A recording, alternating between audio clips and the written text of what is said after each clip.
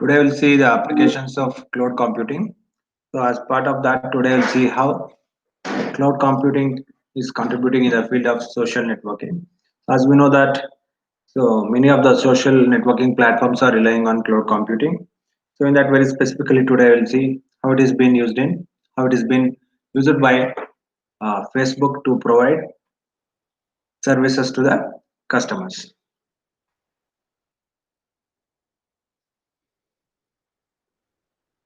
Social networking applications have considerably grown in last years to become the most active sites on the web in order to sustain their traffic and to serve millions of users seamlessly. As you know that millions of people are relying on social networking to communicate with their peers and to their friends. So one such application is Facebook.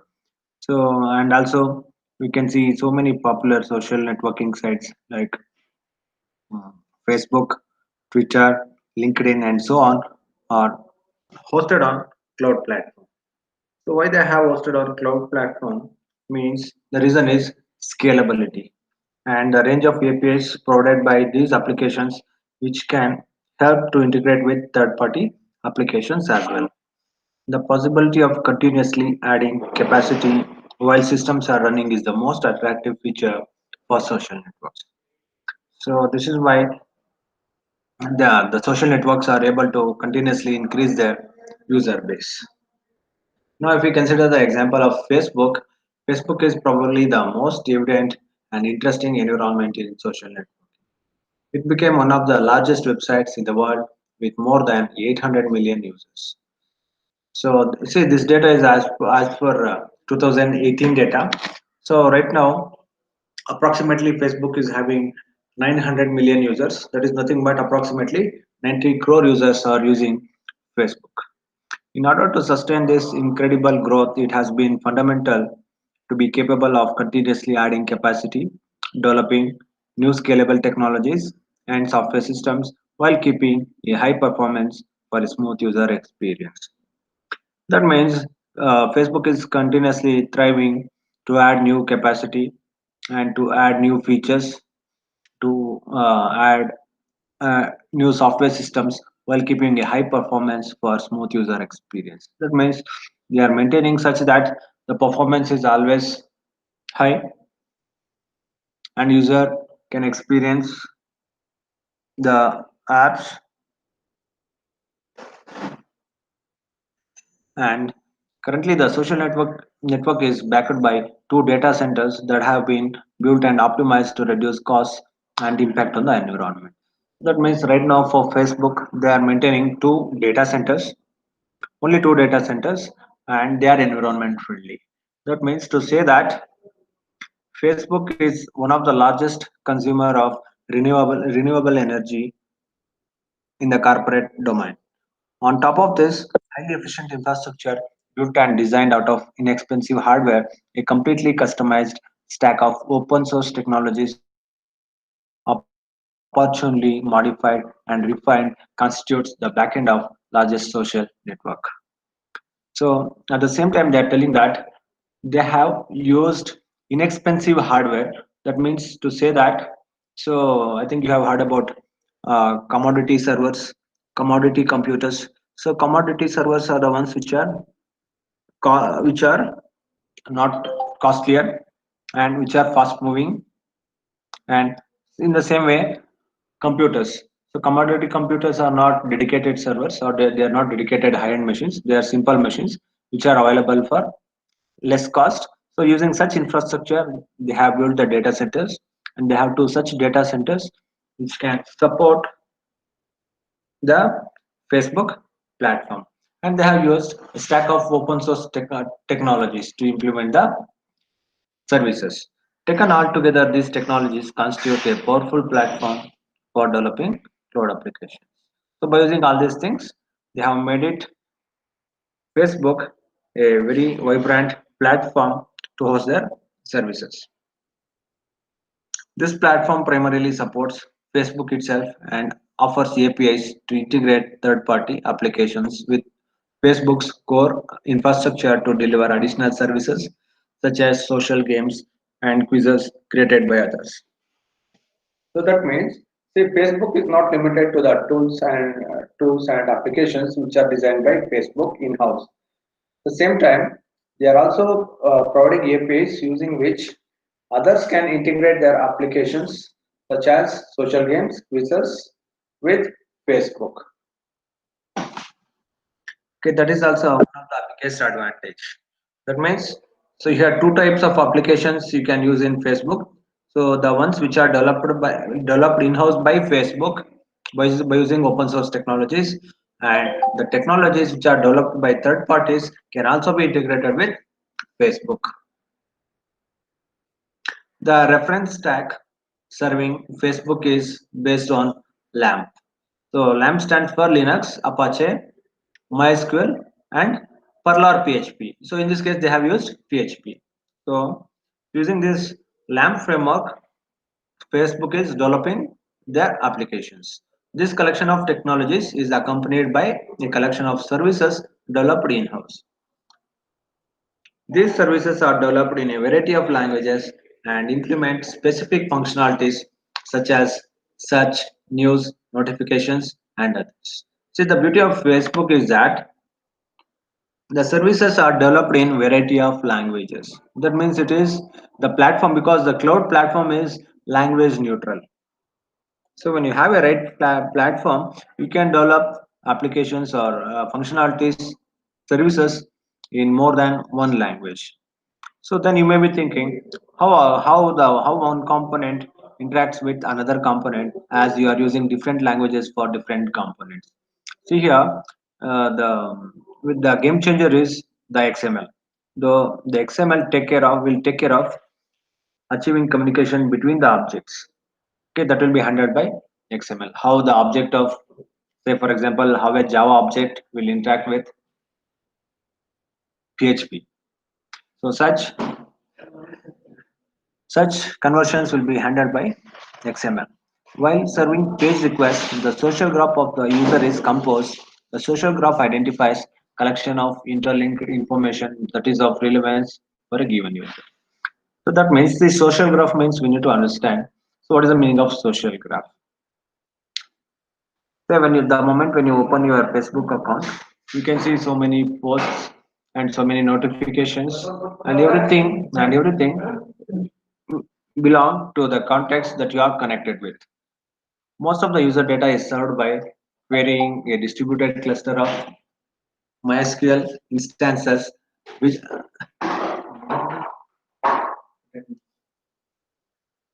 which mostly contain key value pairs. This data is then cached for faster retrieval. So that means we need to understand that MySQL is a database which is using in the backend by Facebook. So and it is a distributed database. The rest of the relevant information is then composed together by using the services mentioned before. See how the information will be gathered. So see, when you open the Facebook account, it will display only the information which is of more relevance to you. That means if any of your friend has posted a new photo, that will be posted in your timeline. And if there are any news, so if you have which you have subscribed, that will also be listed in your page. So that means the only the relevant information will be fetched and displayed on your screen. So these services are located closer to the data and developed in languages that provide a better performance than PHP. So these services are located closer to the data and developed in languages that provide a better performance than PHP. That means, as I told, see they are using LAMP. So it means PHP. P means PHP, Linux, Apache, MySQL, and PHP. So that means they are not restricted only to PHP. Okay, for for implementation of certain services, they are relying on other languages as well, which provides better performance than PHP. The development of services is facilitated by a set of tools internally developed. One of the core elements is Thruft. This is a collection of threads Thrift is a collection of abstractions and language bindings that allow cross-language development.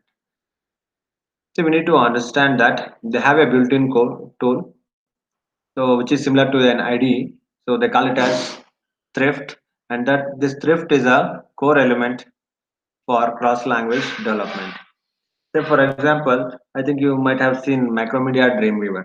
So if you use Macromedia Dreamweaver as your IDE, you can code using different languages, and it's in one of the YCWig editors. So YCWig means what you see is what you get. So you can drag and drop, okay, and you can add the code.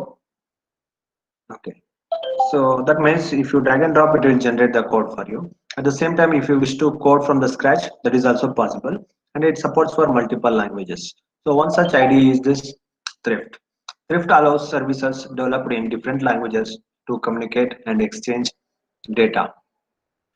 Bindings for thrift in different languages take care of data serialization and deserialization communication, and client and server boil boilerplate code. So first of all, I need to understand what is the meaning of bindings, language bindings. Say for, as I told, Thrift support for multiple languages. So for each language will be having some language bindings. They are called as dependencies. So if one component, say for example, using Thrift, we have developed one function, one component using Java and another one using PHP.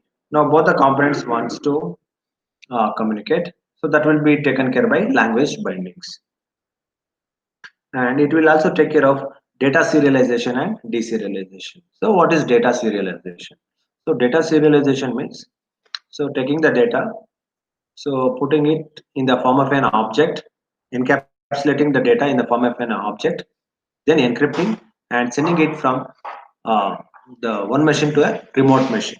So and at the remote machine, it should be deserialized. So deserialized means, so you have encrypted and compress the data. There you decompress, then decrypt the data, then it is ready for reading. So that is called deserialization. So that is also will be taken care by thrift. And communication, client and server boilerplate code.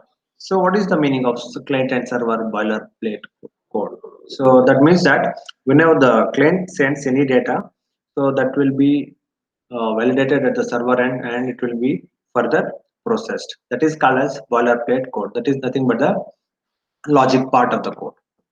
This simplifies the work of the developers that can quickly prototype services and leverage existing one. Other relevant services and tools are called Scribe, which aggregates streaming, log feeds, and applications for alerting and monitoring.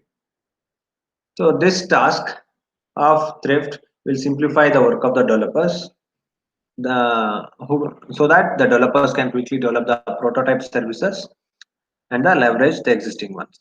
So leveraging the existing ones means, so now the existing functionality will be up and running, and parallelly the developers can come up with new prototype for developing new services. And other relevant services and tools are called as Scribe. So the role of the Scribe is to aggregate the streaming log feeds and applications for alerting and monitoring. See, many times you'll get a notification like, so someone want to become your friend, and you will get suggestions. Someone, are you willing to do friendship with this particular person? That is suggestion. And if someone is celebrating the birthday, you'll get notification. So all such things will be taken care by Scribe. Okay. So through this, we understand that cloud has a major role in implementing huge social networking applications like Facebook, which provides host of services, and and they are still scalable. So next we'll see some of the media applications. Media applications are niche that has taken a considerable advantage from leveraging cloud computing technologies. In particular, video processing operations such as encoding, transcoding, composition, and rendering are good candidates for a cloud-based environment. These are computationally intensive tasks that can be easily offloaded to cloud computing infrastructures. So they are telling that. So right now, so many media-based applications are hosted on cloud computing, especially video streaming, video processing operations, image processing applications, and video encoding, transcoding, composition, and rendering. So rendering means okay. Now I'll take one example of an Animoto. In that example, I'll tell you with example what is video rendering. So and these are the applications that require more computational power. So uh, instead of setting up the institutional computational capabilities in the form of a local data center, it is better to rely on cloud computing platforms. Now let us consider an example of one case study, that is Animoto. As you all know, Animoto is perhaps the most popular example of video applications on the cloud. The website provides users with a very straightforward interface for quickly creating videos out of images, music, and video fragments submitted by users. That means, see, if you go to the Animoto portal, you can select images, you can select videos, okay, and other related information which are required to make your own customized videos. And you can build a storyline using which Animoto will create an video on your behalf. That means just if you select and submit, it will take care of rendering the complete video. And you have an facility wherein you can select the sequence in which you want to add the images and make a video of that. So if you do not do that, by default it will provide so many options where it can only select and you can only sequence everything. Users select a specific theme for the video, upload the photos and videos, and order them in the sequence they want to appear. And also you can select the song for the music and render the video. The process is executed in the background and the user is notified via email once the video is rendered. That means upon you submitting all this information, that is the images, video, song, and the textual information, everything. So once the video is rendered, so rendered means processed completely. So it will send you an intimation mail to your email, registered email, stating that your video is ready, you can download it. The core value of Animoto is the ability to quickly create videos with stunning effects without the user intervention. So that means here, so the user intervention is required only till submitting the information. Once you submit, you need not scratch your head with respect to processing. So that will be completely taken, that processing will be completely done without any user intervention. A proprietary artificial intelligence engine that selects the animation and transition effects according to pictures and music drives the rendering operation. That means there is an engine called, we call it as artificial intelligence engine, that decides how to do this processing, how to mix up the images, how to sequence them, then how to add audio and video to that. Okay, how to make a video out of that, and how to give some transition effects and so on will be taken care by that AI engine. Users only have to define the storyboard by organizing pictures and videos into the desired sequence. If not, the video can be rendered again and the engine will select a different composition, thus providing a different outcome every time. So that means if you do not sequence it, it will only come up with its own sequence, and upon you using it every time, you will get a different sequence. And the service allows creating 30 seconds videos for free. That means if you want to create everything for free, so the duration of the video is maximum 30 seconds. So if you want to create a video, customized video for beyond 30 seconds, you may have to pay some money. So that means this is also, since this is also a cloud model, so for how much you consume you have to pay. So and the free quota is 30 seconds. By paying a monthly or a yearly subscription, it is possible to produce videos of any length and to choose among the wider range of templates. So there is no restriction about the, in case if you are paying the money, you can make a video of any length, and also they will give you some standard templates You can use standard templates or you can create your own and you can make the videos. Now look at the architecture of Animoto. So this portion, the right portion forms the Animoto cloud setup. So, and in the left part you have multiple users trying to access the portal. So when the people are trying to access the portal, so as I told, there is an AI engine, that is artificial intelligence engine. So that will act as a server, and in turn that is connected to Amazon AWS, that is for EC2 instances, that is virtual machines, to provide virtual machines for computing, and in turn that is connected to EC2 in other EC2 instances, so which will take care of making and composing the video, and which we call it as video rendering process. And in turn, that is connected to video storage. So once the videos are completely composed, they are stored in the video storage by using Amazon S3. So as you know, Amazon S3 is one of the popular storage services provided by Amazon AWS, and then once the video is stored in Amazon S3, so that will send notification to the EC2 instances. From there, the user will come to know. So actually, this EC2 instances will provide the web interface to the users, using which they can avail the services. So as soon as this Amazon S3 intimates to the EC2, user will come to know that the video is ready and they can download it. So therefore, today by this we saw two examples. That is how cloud computing can be used by social networking portals such as Facebook, and how it is working and how it is implemented.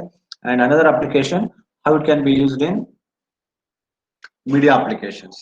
So for as an example for media application, we have considered Animoto. So if you want to consider another one example, so that is Maya. So we'll see. So Maya is a graphics application which is implemented by using Aneka Cloud. Okay. So let us see that example. Interesting applications of media processing are found in the engineering disciplines and the movie production industry. Operations such as rendering of models are now an integral part of the design workflow, which has become computationally demanding. So that means, especially in case of mm, media production, you can see the vast applications of media processing and operations such as the rendering of models, and they are the integral part of design workflow, which has become computationally demanding. So the meaning of computationally demanding is that, say, the moment when you say video processing or image processing or something like that, any media application, so a lot of computational power is required, and for that, not only the CPU power, so mainly what is required is the GPU power. Okay, that means we need HTC systems, that is high throughput systems. Okay, and now you know that, so HTC systems, that is where there is an application of GPU, where the GPU can contain thousands of cores as compared to very few cores of CPU. So therefore GPUs are ideally suited for multimedia processing. So and such systems can be easily implemented by using cloud platforms. So it is not feasible for individual companies to have their own uh, data center set up and to deal with it. Instead of that, they can pay some nominal amount and they can rely on cloud computing platforms. So one such platform is Aneka Cloud. So and Maya is a company, so which have hosted their application on Aneka Cloud. You can see this application. So 3D rendering on private clouds. So here you have Aneka Cloud in the right side. So Aneka Cloud is processing whatever the whatever the computational demand that is required by Maya. So that will be taken care by Aneka. For that, you can see a lot of systems that are networked to deal with the processing of Aneka based applications. And here is the interface, and Aneka Maya render. This is the interface. So it is Through the interface, cloud interface, user is submitting rendering tasks to Aneka at the same time. So here you have Maya train design. So it's another interface where it will train you. So how to deal with the application. So it's a platform. So it's an interface. So using which the users can learn how to use Maya platform. So that we call it as train design. Okay, and those scenarios will be submitted to the user, and user can submit tasks to the Aneka for further processing. So for that further processing, Aneka has network. Aneka, so Aneka will take care of the processing of this uh, processing of the tasks that are submitted by the user. So for that, so it has dedicated private, it has set up a private network, so which is exclusive for Maya. So like this, today we have seen three applications: Facebook, Animoto, and Maya. So in the next class, we will come up with some more applications. Thank you.